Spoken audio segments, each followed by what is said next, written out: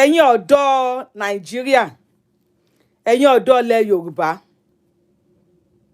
kí ni nǹkan tẹ́ ń dúró dè? Kí ni nǹkan tẹ́ ń wò? Wọ́n ti ní kẹ́ wá recruit yín. Àwọn fake security ilẹ̀ Yorùbá, wọ́n ní wọ́n fẹ́ recruit yín. Wọ́n ní kẹ́ wá on the 3rd kílẹ̀ ní ọ̀túnla. Today is 4th. Àbí 2nd, on the 4th kẹ́ wá gba aṣọ.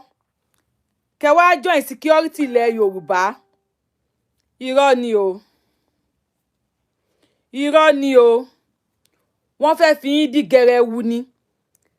Ta ló máa ń wo fídíò Sùfàyò?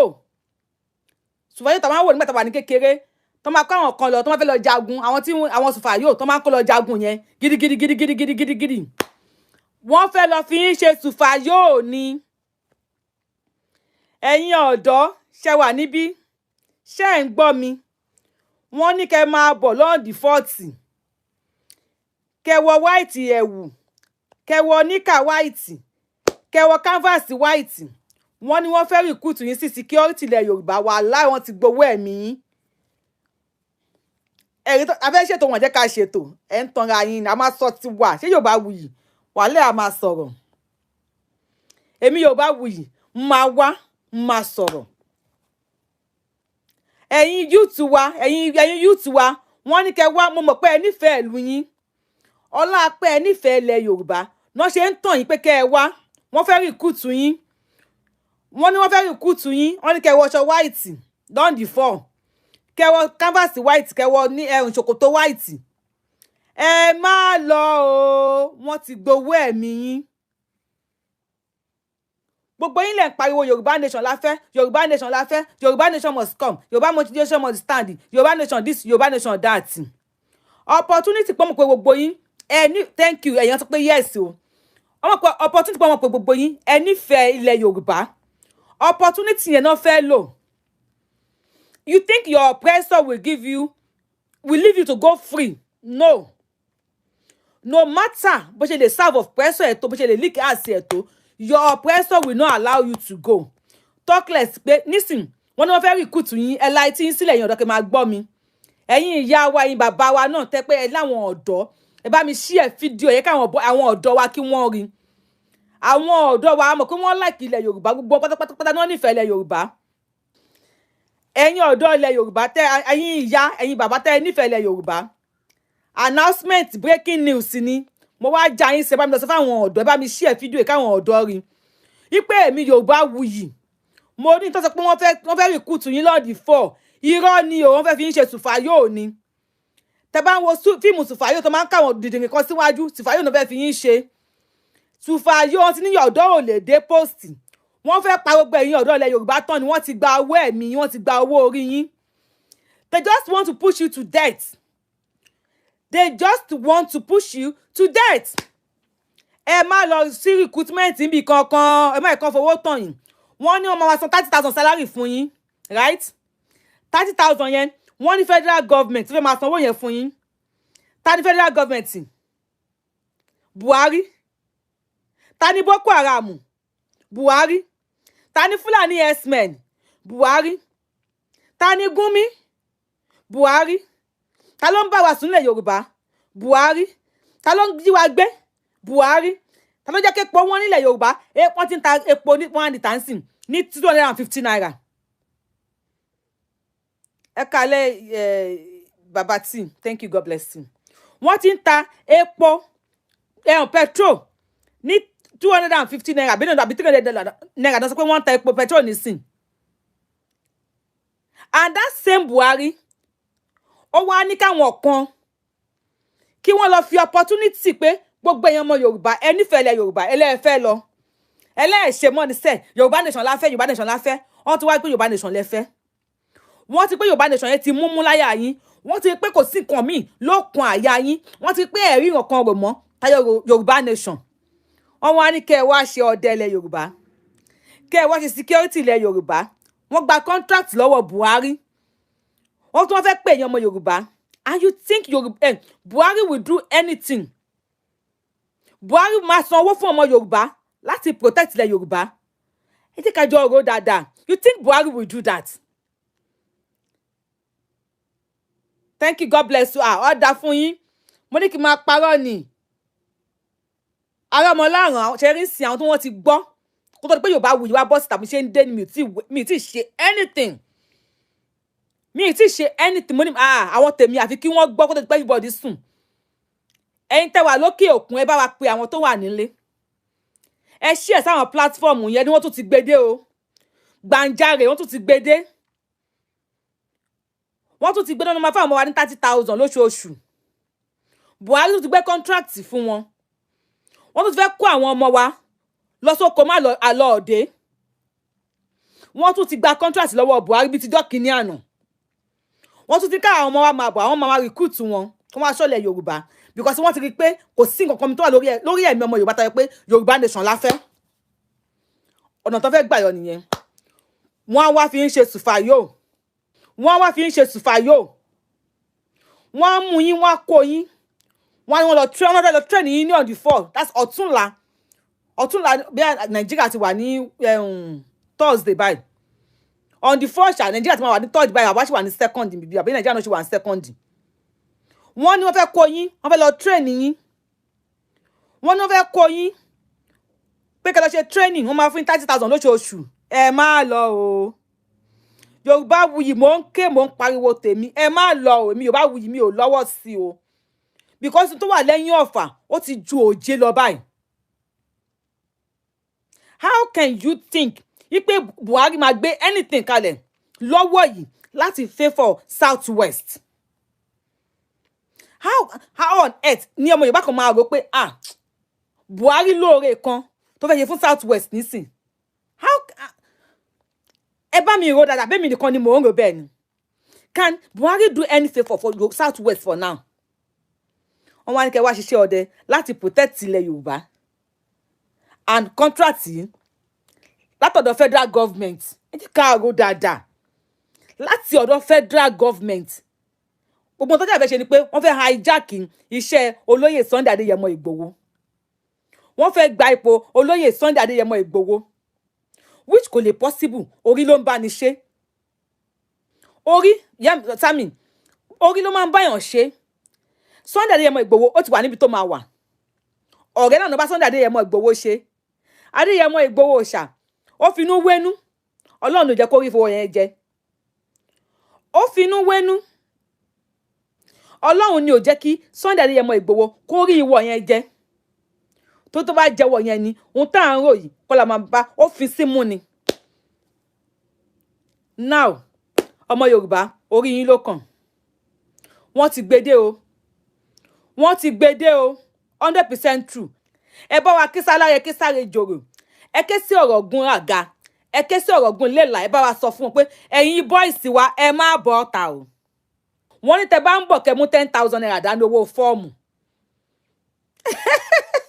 Ọlọ́run ò ní jẹ́ kẹ́ni tó gọ̀gbọ́n.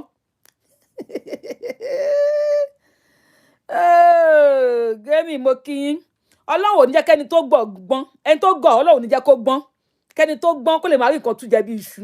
Ọlọ́run ò ní ṣe wá nànà mú. Ọlọ́run ò ní ṣe wá ní sòsò. Ní jẹ́ múgùn.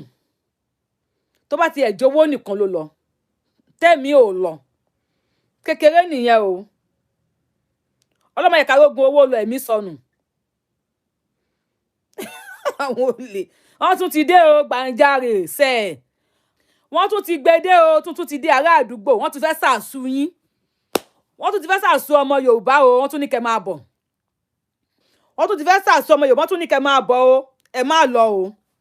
Ẹ má lọ. They are not recruiting you for good o. Ṣé rántí àwọn tán ní February 14 kẹ́ wá sí Ìbàdàn nígbà yẹn.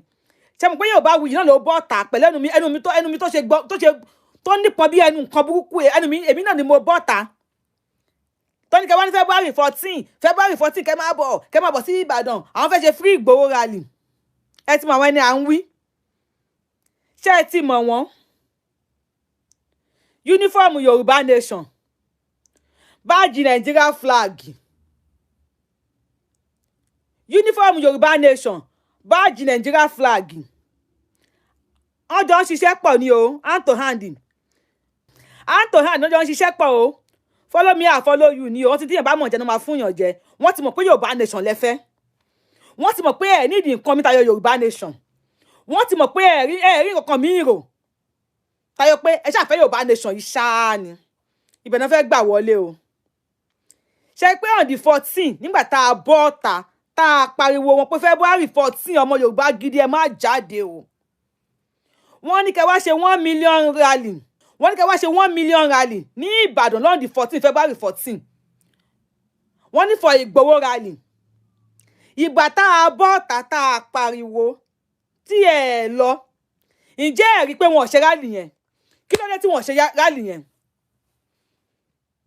kí ló dé tí wọn ò ṣe rally February 14 ṣe àwọn organizer yẹn wọn ò ní èèyàn kankan rárá àwọn tó organize rally yẹn wọn ò lẹ́nìbọ̀dì so kí ló dé tí wọn ò ṣe February 14 tó ní kẹ́ wá sí Ìbàdàn kẹ́ wá pàdé àwọn tá a bá bọ́ta ká pariwo tẹ́ bá lọ tó bá round yín up báyìí wọ́n kó yín lọ nìyẹn tó má ti round yín up báyìí wọ́n kó yín lọ nìyẹn just like the same thing tí wọ́n fẹ́ fi recruit yín náà sìn wọ́n recruit wọn tẹ́ bá ń bọ̀ kẹ́ mú 10,000 naira dání kẹ́ wọṣọ white kẹ́ wọ bàtà canvas white kẹ́ wọ ṣòkòtò white kẹ́ dẹ̀ gbé oúnjẹ tẹ́ máa jẹ dání kẹ́ mú oúnjẹ yín náà dání ìyẹn lẹ máa kó lọ fún wọn bẹ̀ àwọn dẹ̀ ti gba contract yẹn lọ́wọ́ Buhari and you think Buhari will do anything láti help ilẹ̀ Yorùbá ká lè bá àbọ̀ lọ́wọ́ àwọn ajínigbé nígbà tó pé àwọn wo náà ń jí wa gbé àwọn family Buhari àwọn wo náà ń pa àwọn àgbẹ̀ wa lóko àwọn family Buhari and Buhari will finú fẹ́ dọ̀ don't mind my English yo em mi ò kà lọ sí school mi ò kàwé Buhari will finú fẹ́ dọ̀ voluntarily Buhari will bring out money to pay the Yoruba people 30,000 minimum wage wọ́n bẹ̀bẹ̀ kan sọ minimum wage 30,000 naira wọ́n ní wọn ò ní san Nàìjíríà wọ́n ní wọ́n bẹ̀bẹ̀ kan sọ minimum wage 30,000 Nàìjíríà federal government ò máa san 30,000 minimum wage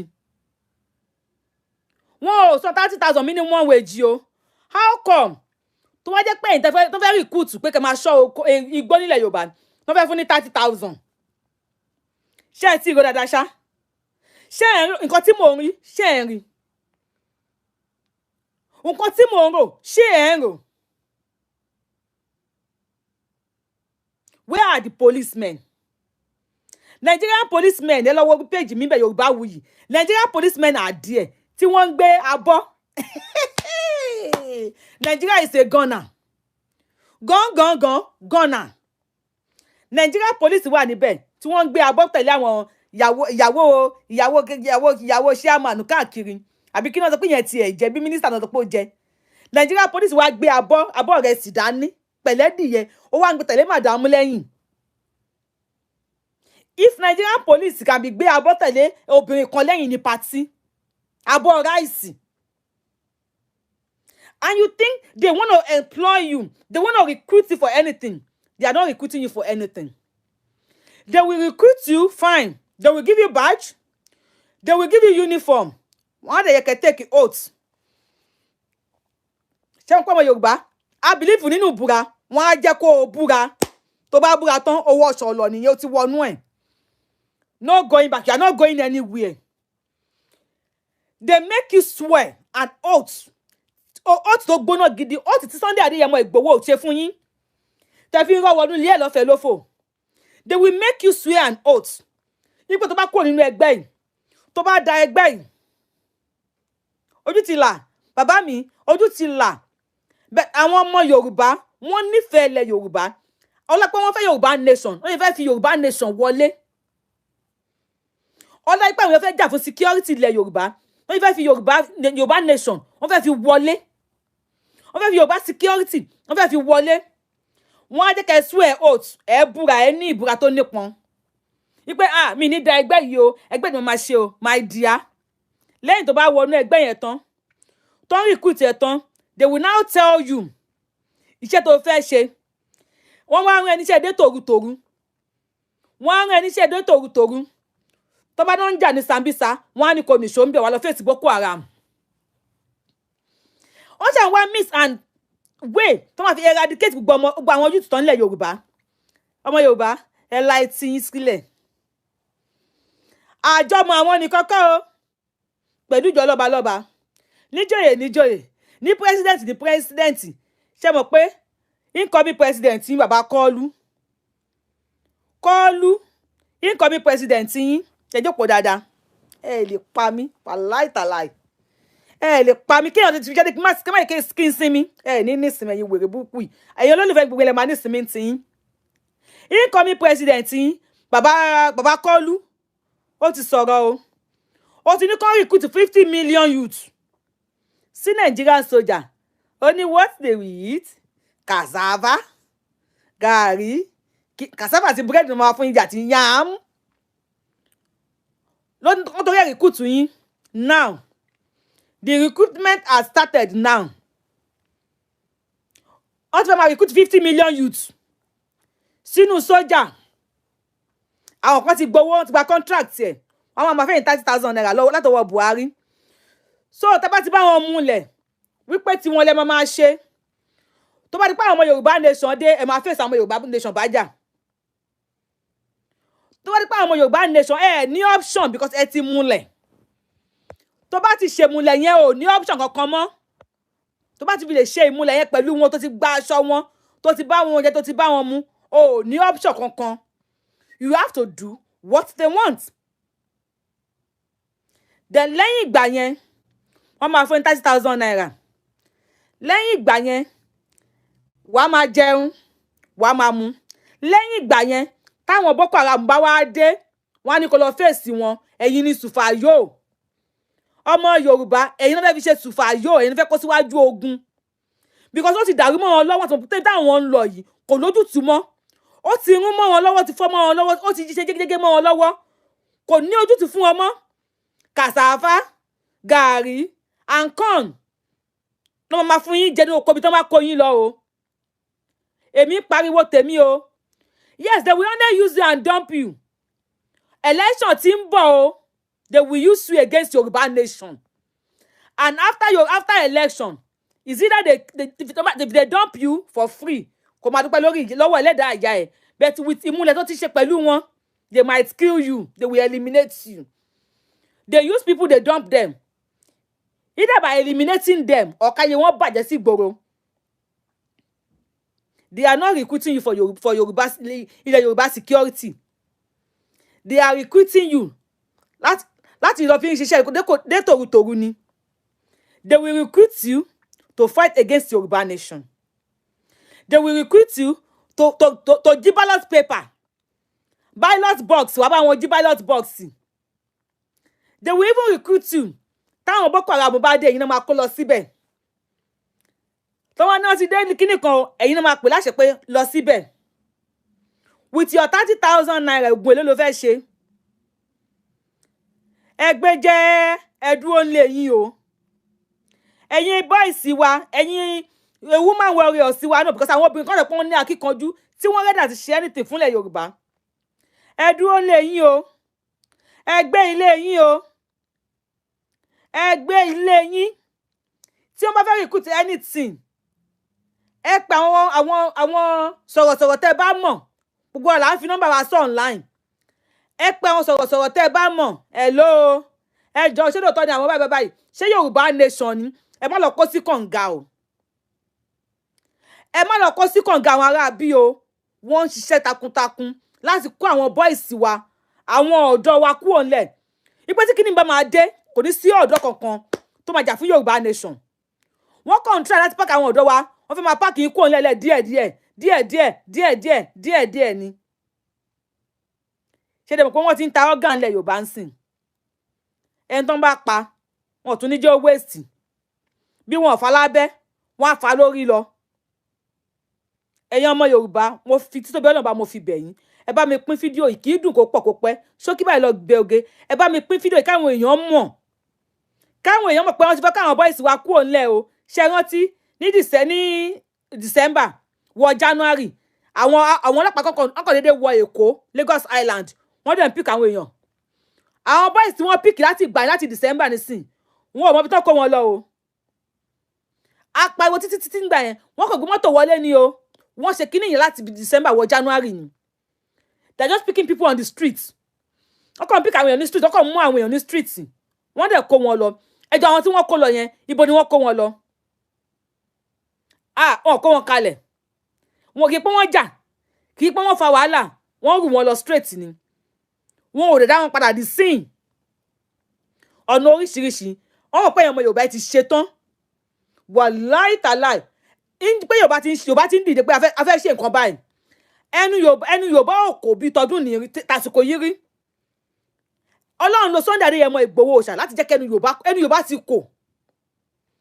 Ṣé wá ẹnu Yorùbá tó kò? Ẹnu èmi àti yín. Àwa tálíkà Ọlọ́run, èmi àti yín tálíkà Ọlọ́run ọba. Àwa ni ẹnu wa kò.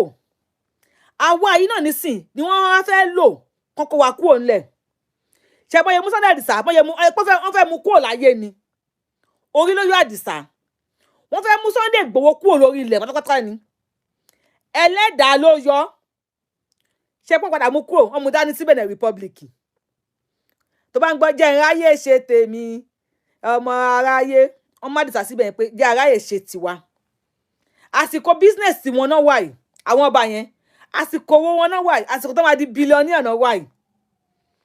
Gbogbo wọn mọ tí bàbá Tinubu ti kó pamọ́, gbogbo wọn ń gbà lọ́wọ́ bàbá Tinubu ni. Àti APC àti PDP jòkó ń lì ẹ́. Jòkó ń lì ẹ́, wọ́n bá wọn campaign ìjà má dìbò fò. Jòkó ń lì ẹ́, kí ló ń wá ká? Jòkó ń lì ẹ́, kí ló ń wá ká? Jòkó ń lì ẹ́, ìjọ́bù. Ọmọ tó máa ṣẹlẹ̀, àwọn tó fẹ́ dìbò fún yìí, wọ́n ti mẹ́ni tó máa wọlé. Géèmù náà ń gbá. Tí Tinubu bá ná 1,000, Àtíkù àná 1,500. Ẹ̀wọ̀ Délé Muhammadu. Délé Muhammadu lọ bá Gúnmi. Ó lọ sí Gúnmi. Yorùbá, ẹ bá mi share fídíò fáwọn Yorùbá guys. I couldn't believe what I was saying. And that's the main reason I came to see you, Baba. Because our politicians, everybody is talking about election. Nobody is talking about the problems, the challenges. And let me say that one thing I admire about you, so I wanted to say you, is that you've always looked in your mind. That is uncommon in our country. And it has nothing to do with whosoever is in power. You will say it as it is. Even when people disagree with you, people can see where you stand on issues. And for me, okay, I would like to contest next year as president. I believe our core politicians are not likely to be able to change anything. Because I read somewhere that the classic definition of insanity is when you do the same things repeatedly and expect a different result. You know? So I wanted to see you, because if you don't understand the problem, you can never know the solution. That is part of the diagnosis, is half of the treatment. That is it. You have to know what you are treating. You go to a doctor, you still have to give some symptoms and all that. So that's why I came, that at least let's have it. Délé Muhammadu lọ bá Gúnmi nílé. Délé Muhammadu seek for Gúnmi support láti the president. And you want to support Yorùbá nation. Azumi pé Délé Muhammadu débẹ̀. Ó lọ bá Gúnmi nílé pé òun need the support here. Tí Gúnmi bá support Délé Muhammadu, tó pé Délé Muhammadu débẹ̀. My dear, kí ni iṣẹ́ ọwọ́ Gúnmi? Ẹ bá mi ṣàlàyé, ẹ bá mi kọ síbẹ̀ ẹjọ́, kí ni iṣẹ́ tí Gúnmi ń ṣe nílẹ̀ Yorùbá nísìn? Gúnmi ló ń jẹ agbódegbà fún àwọn Boko Haram. Òun ló ń gba intermediary ní Gúnmi láàrin ẹni tó máa the kidnap and the kidnapper. Gúnmi is the intermediary. He's the negotiator. He will negotiate with the bandits. He will negotiate with you. He also negotiate with the federal government. Láti gba owó, láti kó lọ fún bandits, kidnapper, terrorists. And that same Gúnmi, now when incoming president ni wọ́n lọ seek support here kó lè gbé wọn dépò. Tó bá dépò yẹn, tí Gúnmi bá sọ pé ó fẹ́ máa pa ọmọ Yorùbá jẹ ní ojoojúmọ́, you think pé wọ́n nígbà fún? Yes, because it's an agreement. They will agree with Gúnmi. Ipe tó, just support mi ò gbé mi débẹ̀. And Gumi will tell them, tí n bá gbé ẹ débẹ̀, nǹkan tí n bá fẹ́ ló máa ṣe. And they sign an agreement. So when Dele Momodu gets there, ó ti sure pé Gumi ló máa rule yín. And Gumi can then invite Gumi tó sọ fún yín pé àwọn boys tí wọ́n jí àwọn èèyàn gbé. Ó ní those kidnap, ó ní kí ni àwọn tó ń kidnap àwọn èèyàn, kidnappers in Nigeria. Yí pé kí ló ṣẹlẹ̀? Ó ní those guys that are just doing their normal business. So kidnapping is a normal business in Nigeria. If a Nigeria, a Sheikh Gumi in Nigeria will come out and say those kidnappers, they are just doing their daily business. And an incoming presidential candidate will go to Gumi and ask for his support. Definitely, they know each other. Definitely, they have turned Nigeria to company. They are doing this together. They know who are the kidnappers. They know who are the terrorists. They know who are the whatever. The bandits, the S-man, the ISWAP, the whatever. They know who they are. If not, Dele Momodu kò ní audacity láti lọ bá Gumi pé kó support òun fún presidential admission. And Bola Ahmed Tinubu kò rí anywhere tó fẹ́ lọ nísìn tayọ ilẹ̀ Haúsá. Ipe kó support òun fún presidential admission. Wọ́n pa Timothy Adegoke ní Èrúwà. Ọ̀ṣínbàjò ò lè lọ síbẹ̀ láti lọ kí wọn nílẹ̀ Yorùbá. Wọ́n pa ọmọ ọdún 5 ní Kánò. Ọ̀ṣínbàjò went there láti lọ kí wọn. So wọ́n pa ọmọ ọdún 5. Ọ̀ṣínbàjò went to Kánò. Lọ bá ọmọ ọdún 5. Àwọn kan sọ fún wa wípé Ọ̀ṣínbàjò ló ń fọ pátá Aisha Buhari. Aisha Buhari tó kú òǹlé. Ó wá rí bẹ́ẹ̀, kò rí bẹ́ẹ̀. Ṣé ẹ̀rí ọlọ́pàá tó ń gbé oúnjẹ tẹ̀lé senator àbí kí náà pé ìdáná lóhun jẹ lóyè? Ọlọ́pàá ní party with Nigeria full uniform. Full Nigeria police uniform. Ni ọlọ́pàá fi ń gbé oúnjẹ ló ń serve the party. And they think on the so Yoruba nation, oni kò kàn. You think all this àgbàlagbà they will do anything? They will not do anything other than pé kó time. They will just sold you out. Because owó tí wọ́n kó bá àwọn ọba nísìn. Owó tí wọ́n kó fún àwọn òjòyè nísìn. Owó tí wọ́n ná nísìn. Wọ́n máa recover owó wọn padà. This is a business. Kò sẹ́ni tó fẹ́ ṣòwò, tó fẹ́ ṣọ́ọ̀tì. Owó làwọn bàbá yìí ń ṣe, àwọn náà ò fẹ́ ṣọ́ọ̀tì. You can't tell them, come on, gba owó wọn padà. When they give you 5,000 naira, they won't also put ọdún mẹ́jọ. Láwọn máa jẹ́ fi ya 5,000 yẹn jẹ́. Please tell your people, come on, see equipment tí wọ́n sọ o. Come on, see equipment tí wọ́n sọ, àbí kí ni wọ́n máa ń pè. Kí wọ́n lọ síbẹ̀ o. Come make anybody recruit wọn. Day your day, make a day my day. Yoruba guys, stay on your own lane. Stay on Yoruba nation lane. Wọ́n ti fẹ́ kó àwọn ọmọ wa. Ẹ má lọ síbi kankan. 30,000 wọ́n tó kọ́ máa fún yín. Ẹ má lọ gba 30,000 kankan. Ẹ fi wọ́n sílẹ̀. Ẹ ní kó lọ ká àwọn ọmọ wọn síbẹ̀. Let them bring their children from abroad. Àwọn ọmọ wọn wà abroad. Kọ́kọ́ àwọn wọlé láti abroad. Kọ́ wọn lọ bá wọn dìbò. Kọ́ recruit àwọn ọmọ wọn síbẹ̀. Kọ́ wọn lọ jẹ cassava àti gàrí àti yàmù. Tell them you don't want to do. Don't even go there. If they contact you, don't go to them. They are vampires. They are blood suckers. Wọ́n tún ti fẹ́ mú ẹ̀jẹ̀ nìyẹn. When you go there, tó máa gé orí ẹ̀ tó mú ẹ̀jẹ̀. Bó làwọn èèyàn tó wà. Wọ́n ní ó lọ jagun kinní kan ni, ó ti kú síbẹ̀ ni. Wọ́n lọ jagun kinní kan ni, ó ti kú síbẹ̀ ni. Wọ́n ti rí kúùtù 30,000 náà ní kẹ́ wá gbé ẹ mọ́ lọ o. Ẹ má àwa máa bọ́ta máa pariwo. Ẹ má lọ gba 30,000, ẹ sọ pé ẹ ṣe. Tẹ́ bá ti gbọ́ free Igboho rally, ẹ wá sí online. If there's any free Igboho rally, àwa máa bọ́ta. Anything like free Igboho rally, wọ́n fẹ́ ṣe rally kan for Igboho, àwa máa bọ́ta máa announce fún yín. Tẹ́ ẹ bá ti gbọ́ lẹ́nu àwa, ẹnu tèmi ní kọ́kọ́. Lẹ́nu àwọn Yorùbá sọ̀rọ̀, tẹ́ ẹ bá ti gbọ́ lẹ́nu wọn. Yẹ fẹ́ recruit Yorùbá ti recruitment. Tó máa náà ti recruit àwọn èèyàn fún ọlọ́jà fún ilẹ̀ Yorùbá. Fake làwọn tó ń recruit lọ́wọ́ yìí. If you hear pé wọ́n ti recruit àwọn èèyàn, gbé fóònù ẹ. Tó bá lè pè nínú ètò, pè láfter ètò. Anybody tó bá ń ṣe show lọ́wọ́. Ẹ jọ̀ọ́ mo gbọ́ pé wọ́n náà recruit mi báyìí o. Mo fẹ́ jà fúnlẹ̀ mi o. Ṣé kí n lọ? Tó bá yẹ pé lórí show, tó bá yẹ pé lẹ́yìn show, àwọn èèyàn máa ṣàlàyé fún ẹ pé ẹ lọ o, ẹ má lọ. ẹ má lọ joyè sùfàyò o ẹ má lọ fi ẹ̀mí ara yín takáìtì. Yorùbá nation, we are not recruiting anything. We are not paying 30,000 naira. Yorùbá nation, we are not paying any 30,000 naira for anybody. Owó tàwọn àtẹ̀fẹ́ ra iṣẹ́ gan là ń wá. We are not paying any 30,000. Ẹni tó bá sọ pé ẹ wá gba 30,000 naira, ẹ má lọ o. Wọ́n ti tẹ́ bá ti bọ̀ kẹ́ mú 10,000 dání. Ẹ wọṣọ white, ṣòkòtò white, canvas white. Ẹ máa bọ̀ àwọn recruit yín. Then oṣooṣù ẹ gba 30,000 naira. Yorùbá nation soldiers, we are not paying anything 30,000 naira for anybody.